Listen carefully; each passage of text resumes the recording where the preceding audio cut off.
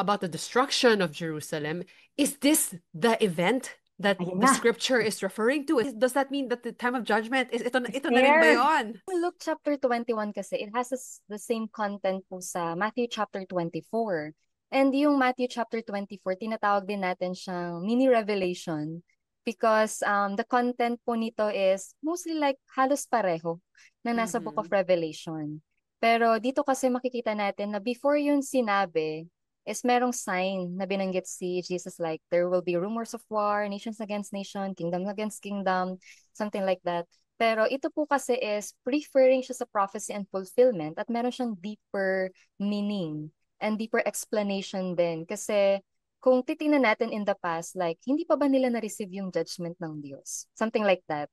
I mean, tanong po yun. Like, hindi pa ba nila Mhm. na-receive yung judgment? That until now, is ito pa rin yung nangyayari sa kanila. But since referring siya sa second coming, kailangan natin na magkaroon tayo ng like perspective doon sa like yung foundation. Ano ba yung prophecy and fulfillment? Ano ba yung order kung paano tinutupad ng Diyos yung pangako? Since God is the God of order, even sa pagtupad ng promises, may order din siya or may process. So kapag naunawaan yung process na yun, doon natin ngayon mas mauunawaan itong Luke chapter 21.